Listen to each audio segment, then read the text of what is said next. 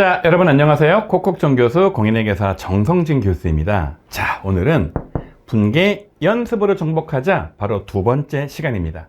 우리가 지난 강의에서 처음으로 이제 차변과 대변의 분계를 작성했죠. 자, 우리끼리 쓰는 말 분계를 끊었죠. 그런 다음에 지난번 강의에서 여러 문제 연습을 한번 해봤습니다. 자, 오늘은 연습은 연습인데 보시는 것처럼 주어진 분계를 봐서 이 분계를 해석하는 연습을 9문제를 하도록 할게요. 자, 먼저 보시면 외상 매출금이 차변에 70만원 이렇게 잡혀 있고요.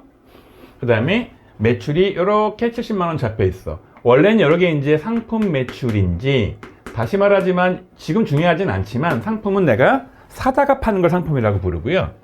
원재료를 사다가 내가 만들어 팔면 제품 매출인데 그냥 무시하고 팔았다 라고만 일단 보고 문제를 풀어 볼게요. 여러분, 이 말의 의미는 매출이 발생을 했는데, 자, 현금이 아니라 외상 매출금 70만원이 생겼죠? 이건 무슨 얘기냐면, 자, 외상으로 돈을 받지 않고 70만원의 매출이 발생을 한 겁니다. 따라서 보시면 이제 현금이, 외상 매출금이 그 매출이 있는데 일단 80만원의 매출이 증가한 거죠. 여러분, 이게 바로 수익의 발생이 생기는 거죠. 그러면 이제 여기 내가 돈을 받았으면 원래 현금이 들어와야 되는데 외상 매출금도 자 70만원이 증가를 했는데 현금이 아니란 말이에요. 외상으로 팔았단 말이에요. 나중에 돈을 받을 거란 말이에요. 자, 이렇게 당장 돈이 들어오지 않는다 하더라도 언젠가 저거는 한 달 뒤든 두 달 뒤든 현금으로 돌아올 거기 때문에 돈을 받을 권리도 일종의 자산입니다. 그런데 여러분, 이게 이렇게 되면 당기순이익이 80만원만큼 증가할 거 아니겠습니까? 따라서 당기순이익은 어디로 가는 겁니까? 주주의 몫인 이익잉여금으로 가는 거니까, 자, 여기에도 이렇게 70만원이 증가하는 그런 꼴이 되는 거예요. 따라서 여러분, 얘를 정리한다면 보시는 것처럼 제일 먼저 수익이 발생했죠? 따라서 여기에다가 수익 발생을 적는 거고요. 수익의 발생 또는 수익의 증가죠. 그런 다음에 이제 잉여금이 늘어났으니까 자본이 증가하는 거죠. 동시에 받을 권리가 생겼으니까 자산도 증가하는 이런 구조가 되는 거고요. 여러분, 다시 말하지만 하나 참고할 거는 이렇게 매출을 하면 끝나는 게 아니라 이 매출에 대한 원가, 70만원짜리가 어디서 주워온 물건 파는 거 아닐 거 아니에요. 사온 물건을 팔기 때문에 이거의 원가 인식을 해야 돼. 이 매출원가 인식이 필요한데, 다시 말하자면 여러분, 요거는 지금 당장 패스하고 자, 뒤쪽에 강의에서 다시 언급을 드리도록 할게요. 자, 여러분, 지난번에는 다시 말씀드리지만 이렇게 거래를 말로 주고 나면 얘를 보고 분계를 끄는 다음에 흐름을 이해했었는데, 이번 문제는 거꾸로 분계를 보고 어떤 거래가 발생했을지를 유추한 다음에 이렇게 재무상태표, 손익계산서 흐름을 이해해 봤습니다. 자, 두 번째 문제 풀어보도록 할게요. 자, 두 번째 문제는 현금이 차변에 이렇게 70만원 들어왔고요. 그 다음에 외상 매출금이 이렇게 대변에 70만원이 들어왔어요. 자, 여러분, 좀 전에 봤던 분계를 보면 아까 어떤 분계를 끌었냐면 차변에 돈을 받지 못한 외상 매출금이 이렇게 70만원 끊겨 있었고요. 그 다음에 대변에 물건을 매출해서 이렇게 70만원이 잡혀 있었죠. 그래서 70만원 발생했는데 돈을 어떻게 한 겁니까? 받지 못한 거예요. 그런데 이게 이제 이런 분계가 발생한 겁니다. 다시 말씀드리지만 이 외상 매출금이라는 자산이 대변으로 가버리면 원래 이쪽 차변에 마이너스인 거잖아요. 즉 이게 없어지면서 돈이 들어온 거예요. 여러분, 이 말의 의미는 무슨 얘기냐? 자, 외상 대금 70만원이 없어지면서, 즉 외상 대금 70만원을 회수했는데 뭘로 받은 겁니까? 현금으로 회수하다. 여러분, 이런 내용이 되는 거라서 여기서 그림을 그려보면, 자, 갖고 있던 외상 매출금 70만원이 없어지는 겁니다. 다시 말하지만 원래 제가 지난 시간 설명드렸던 것처럼 분계를 이해하기 쉬운 차원에서 끊는다면 여기가 차고 여기가 대라 가정했을 때 여기다가 자, 현금이 지금 70만원이 생겼죠. 그 다음에 자, 외상 매출금이 70만 원이 줄어들었었잖아요. 그러니까 여기다가 마이너스 잡고 70만 원 잡는 게 우리가 이해하기가 편해요. 그럼 차변이면 두 개가 있잖아요. 바로 이런 모습 아니에요. 요게 차변이고 요게 대변인데 요렇게 자 외상 매출금은 70만 원 줄어들고 요렇게 현금은 70만 원 늘어나는 이런 모습. 그렇게 하면 되는 거 아니에요? 근데 얘는 결과적으로 이렇게 된다는 이야기고 지금 여러분 얘는 붕괴를 끊는 거잖아요. 붕괴. 요렇게 붕괴 끊을 때는 절대 숫자를 마이너스로 표시하지 않는다 그랬죠? 얘를 플러스로 만들어야 되니까 등호 오른쪽으로 옮겨서 여기다가 외상 매출금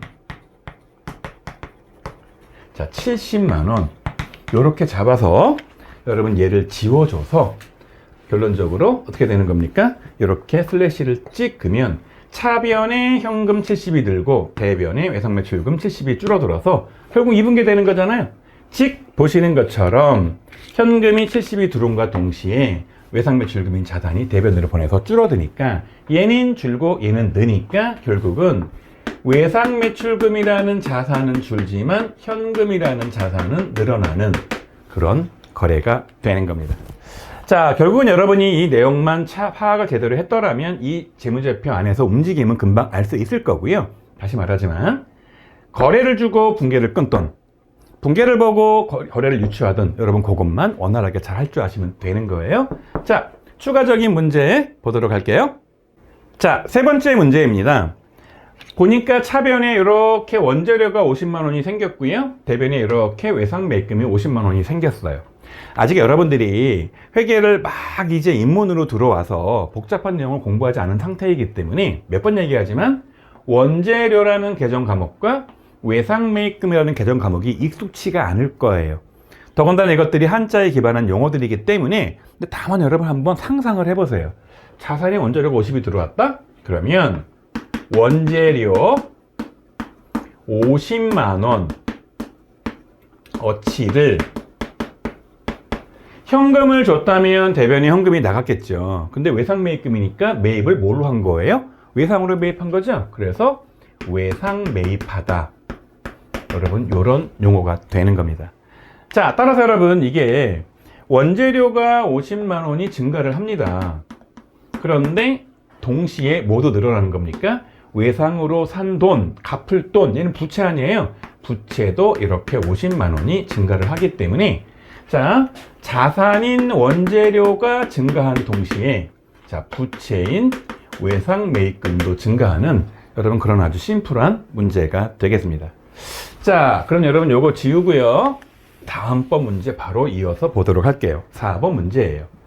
자, 보니까 외상 매입금이 50만 원이 차변에 잡히고 오른쪽에 현금이 50만 원이 잡혀요. 여러분 점점 붕괴해서 보면 어떤 붕괴를 끊었냐면 원재료가 50만 원이 이렇게 차변에 있었는데 대변에 외상 매입금이 이렇게 50만 원이 있었죠.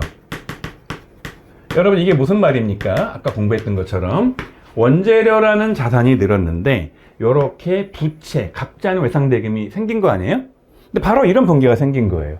차변에 외상 매입금이 50만 원이 왔다. 이게 무슨 얘기입니까? 부채가 차변으로 왔다는 얘기는 갚았다는 얘기죠. 그래서 현금이 50만 원 나가면서 부채인 외상 대금 갚을 의무가 줄어들었기 때문에 자, 외상 대금 얼마치가 50만 원을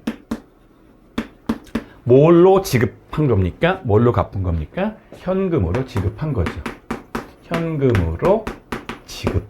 자, 요런 거래가 되는 거고요.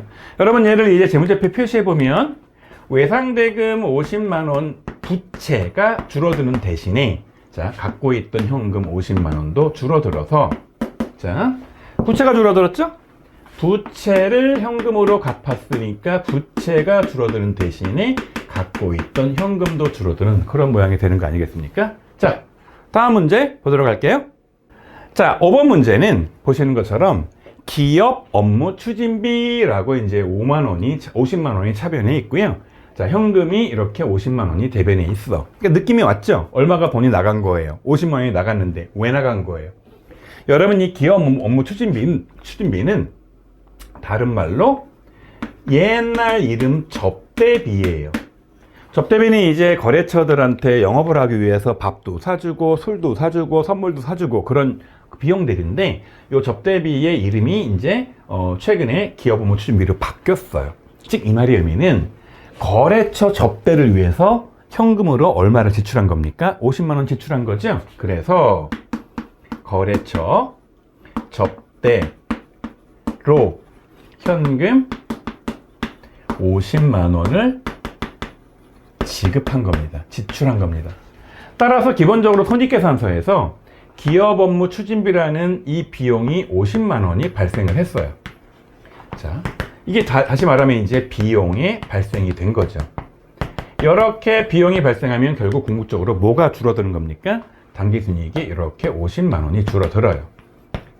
따라서 당기순이익은 이게 이렇게 모여서 어디로 가는 거냐면 이익잉여금으로 가는 거기 때문에 이익잉여금이 이렇게 50만 원이 줄어듭니다. 동시에 이걸 뭘로 준 거죠? 현금으로 줬으니까 이렇게 50만 원이 줄어드니 처음에 시작은 어디에서 시작한 겁니까? 이렇게 비용이 발생을 했죠. 자, 그래서 얘는 기본적으로 비용이 발생을 합니다. 비용이 증가한 거죠. 동시에 뭐가 어떻게 된 겁니까? 잉여금이 줄어들었으니까 자본이 감소한 거죠. 동시에 자산이 감소하는 그런 구조가 되는 거예요. 감소라는 말 대신에 여기다가 그냥 이렇게 화살표로 이렇게 써도 뭐 별 문제는 없습니다. 자, 5번째 문제죠? 자, 6번째 문제를 보도록 할게요. 자, 6번째 문제도 좀 전 문제랑 비슷하게 비용이 발생을 한 거예요. 그래서 보니까 차변에 세금과 공과라고 되어 있고 10만 원이 있고 대변에 현금이 10만 원이 있으니까 세금을 현금으로 얼마를 납부한 겁니까? 10만 원을 납부해서 자, 세금을 현금으로 10만 원 납부한 겁니다. 세금뿐만 아니라 각종 공과금들이 있어서 이런 것들은 보시는 것처럼 회계에서는 세금과 공과라고 이름 붙이는데, 여러분 다시 말하지만 지금 단계는 여러분이 아직 회계 원리나 자, 전산회계 2급을 공부한 게 아니고 지금 입문 단계이기 때문에 구체적인 용어를 여러분 신경 쓰지 마시고 느낌만 잡으면 돼요. 자, 세금 낸 겁니다. 어떻게 되겠습니까? 손익계산서에 세금과 공과라는 비용이 10만 원이 이렇게 증가를 하는 거죠. 즉 얘가 뭐가 되는 거냐? 비용이 발생을 한 겁니다. 그러니까 당기순이익이 이렇게 10만 원만큼 감소를 했겠죠. 자, 그럼 이게 어디로 가는 겁니까? 다시 몇 번 얘기하지만 이게 이익잉여금으로 가기 때문에 주주의 몫인 이익잉여금이 10만 원이 준과 동시에 얘를 현금으로 줬으니까 현금도 10만 원이 줄어들겠죠. 그래서 여러분 가장의 첫 번째 시작은요, 이렇게 비용의 발생으로 시작을 합니다. 자, 비용이 발생한 겁니다. 자, 동시에 자본에 해당하는 이익잉여금이 줄어들었으니까 자본이 감소를 했죠. 자본이 감소했죠. 그런 다음에 돈으로 줬으니까 현금 자산이 또 감소를 하는 이렇게 순차적인 거래가 발생을 해요. 자, 7번째 거래 볼게요. 자, 7번째 거래는 차변이 기부금이에요. 그리고 대변이 현금 7만 원이에요. 이 말의 의미는 돈이 7만 원 나갔죠? 근데 왜 나간 거예요? 기부하려고. 그래서 자, 현금 7만 원을 기부한 거예요. 기부하다. 그래서 자, 얘도 비용이 나간 거라 기부금이라는 돈 7만 원이 자, 증가한 겁니다. 이게 바로 이제 비용이 발생을 한 거죠. 그럼 그만큼 당기순이익 7만 원이 감소하겠죠. 몇 번 얘기하지만 이거는 주주의 몫으로 가야 되는데 이익잉여금에서 이 7만 원이 자, 비용이 잡혀서 줄어들었죠. 대신 돈을 줬으니까 7만 원이 또 감소를 하겠죠. 따라서 여러분 얘를 순차적으로 적어주면 처음에 시작은 뭡니까? 비용이 발생을 해가지고 비용이 발생을 해서 자, 자본에 있는 이익잉여금이 감소를 하는 겁니다. 동시에 현금을 줬기 때문에 자산도 감소하는. 그래서 여러분 아까 봤던 거랑 굉장히 유사한 그런 흐름이 돼요. 여러분 자꾸 반복을 하니까 조금씩 감이 잡히죠? 여러분 이게 어느 정도 지나고 나면 지금은 여러분이 머리로 따라올 거야, 논리로. 그러나 좀 지나잖아요. 이게 몸에 체화가 돼가지고 감각적으로 딱딱딱 옵니다. 좀만 기다려 보세요. 자, 8번째 문제 풀어볼게요. 자, 8번째 문제는 차변에 이렇게 급여라고 쓰여 있죠. 그리고 대변에 보통예금이라고 쓰여 있어요. 자, 보통예금이 여러분 이렇게 대변에 10만 원이 있으니까 보통예금이 나갔다는 뜻이잖아요. 그런데 이렇게 급여가 10만 원이 있는 거 보니까 급여를 어떻게 한 겁니까? 지급을 했는데 급여 10만 원을 보통예금이 대변에 있으니까 뭘로 지급한 겁니까? 보통예금에서 준 거잖아요. 자, 보통예금에서 지급했다라는 그런 거래가 되는 거예요. 따라서 이제 여기 손익계산서에 급여라는 비용이 자 10만 원이 이렇게 증가를 해서 여러분 얘는 비용이 발생을 한 겁니다. 그럼 비용이 발생했으니까 당연히 뭐가 줄어드는 겁니까? 당기순이익이 10만 원만큼 이렇게 줄어들었을 거고요. 요게 이렇게 해서 결국은 잉여금으로 가야 되는데 결국은 주주의 돈, 이익잉여금이 10만 원만큼 줄어든 거죠. 동시에 여러분 이게 보통예금이 아니라 현금이 아니라 자 이거 오타가 났죠? 이렇게 보통예금으로 지급을 했기 때문에 여기다 보통예금에다가 얼마를 집어넣으면 되는 겁니까? 이렇게 10만 원을 집어넣어서 얘가 줄어드는 거죠. 그래서 여러분 시작은 어디서 시작한 겁니까? 이렇게 비용이 발생해서 시작을 했기 때문에 여기 비용이 발생을 한 거고요. 동시에 자본의 한 구성 항목인 이익잉여금이 감소했기 때문에 자본이 감소하고 보통예금이란 자산을 지급했으니까 여기에 감소하는 그런 구조로 가는 겁니다. 자, 이제 마지막 아홉 번째 연습 문제 풀어볼게요. 자, 마지막 9번째 연습 문제입니다. 자, 요건 여러분 조금 난도가 있는데요. 요렇게 차변에 퇴직급여 70만 원이 있고요. 요렇게 현금이 50만 원이 있고 요렇게 미지급금 20만 원이 있는 거예요. 자, 여러분 느낌상 얘는 뭘까요? 퇴직이라는 단어가 여러분 살짝 어렵긴 해요. 퇴직하면서 급여를 지급했다. 이게 뭘까요? 여러분 이게 좀 깊이 들어가면 너무너무 어려운 내용이지만 그냥 여기서 개념적으로 감만 잡아볼게요. 뭘 준 겁니까? 퇴직금을 지급한 거죠. 그런데 얼마를 현금으로 지급한 겁니까? 50만 원. 20만 원은 뭐 한 겁니까? 지급을 못한 거죠. 자, 그래서 퇴직금 중 이 50만 원은 현금 지급하고 20만 원은 미지급하다. 여러분 요런 거래가 되는 거예요. 여러분 따라서 보시는 것처럼 퇴직급여가 이렇게 50만 원이 증가를 해서 뭐가 발생한 겁니까? 이렇게 비용이 발생을 했는데 결론적으로 이제 당기순이익이 50만 원만큼 비용이 잡혔으니까 줄어들었겠죠. 그런데 이걸 어떻게 한 겁니까? 보시는 것처럼 그래서 결국은 이거 주주 몫으로 가야 되는 거니까 당기순이익 줄어드는 만큼 이렇게 이익잉여금이 줄어들었겠죠. 그런데 보시는 것처럼 현금으로 얼마를 지급했냐면 이렇게 50만 원을 지급을 했는데 20만 원은 못 줬단 말이에요. 여러분 이 못 준 20만 원은 뭐가 될까요? 못 줬으니까 부채가 되겠죠. 따라서 미지급금에 이렇게 자 20만 원이 생기는 겁니다. 여러분 제가 몇 번 얘기하지만 용어를 왜 미지급금이라고 썼느냐? 자, 주지 않았으니까 못 준 돈인데 그거의 계정 과목이 이거라는 거고요. 어떤 계정 과목을 썼는지는 그 중요한 게 아니에요, 여러분. 그건 나중에 다시 공부한다고 했죠. 따라서 처음에 시작은 이렇게 비용 발생으로 시작을 했죠. 그래서 여기에 이제 비용이 발생을 합니다. 따라서 이익잉여금이 줄어들었으니까 자본이 감소를 합니다. 그런데 동시에 보시는 것처럼 현금을 50만 원 줬으니까 자산이 그만큼 감소를 합니다. 그런데 못 준 돈이 일부 생겼잖아요. 자, 미지급금이라는 부채가 또 일부 발생을 하는 거죠. 여러분 이거를 말이죠. 만약에 여러분들이 모든 거를 암기해서 한다 가정을 할게요. 자, 불가능합니다. 이거 어떻게 암기해서 합니까? 자, 모든 내용들은 기본적으로 이해를 해서 여러분이 국어를 할 줄 아니까 퇴직금 중 50만 원 현금 지급하고 나머지 20만 원은 미지급했다라고 하면 이런 식으로 분계를 끊을 줄 알고 분계를 보고 이런 식으로 해석할 줄 알아서 자, 차변과 대변의 그 내용들을 잘 여러분 이해해서 요 분계를 자, 끊을 수도 있고 끊긴 분계를 보고 유추할 수도 있어야겠죠? 자, 여러분 요 내용을 이제 공부를 했으니까요. 좀 정리하는 내용들을 추가로 한번 알려드리도록 할게요. 자, 우리가 지지난 강의에서 처음으로 차변 대변 분계를 작성을 했죠. 분계를 끊었죠. 그런 다음에 지난번 강의에서 복습을 했고요. 이번 강의의 저 앞전까지도 이제 거꾸로 분계를 보고 거래 유추하는 연습을 했었죠. 자, 정리를 한번 해볼게요. 우리가 저 앞전 회계 거래 인식에서 기본적으로 자산, 부채, 자본, 수익, 비용 이렇게 5가지의 영향을 미쳐야지 뭐라고 불렀습니까? 그거를 회계 거래라고 표현을 했어요.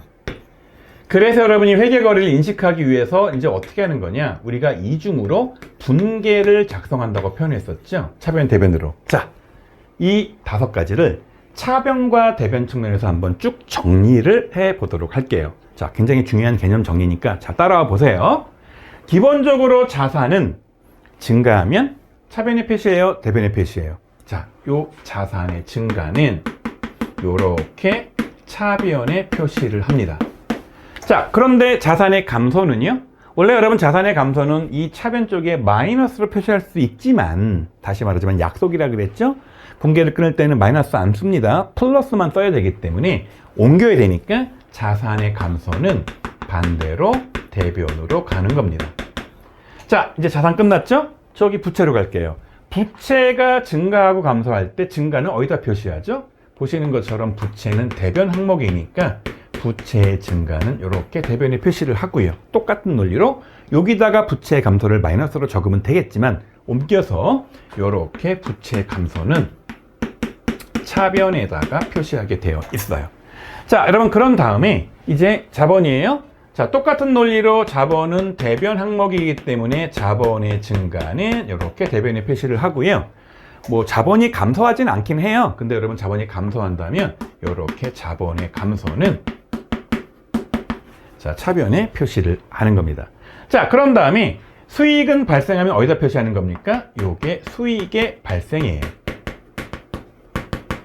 그 다음에 비용의 발생은 이렇게 차변의 비용의 발생으로 표시를 합니다.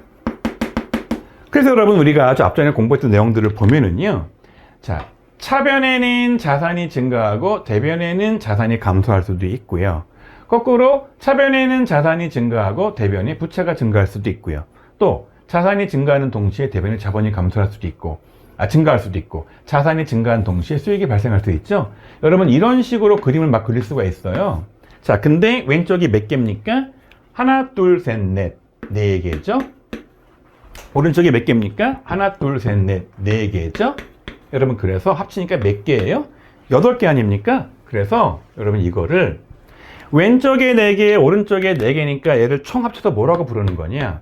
거래의 8요소라고 부르고요.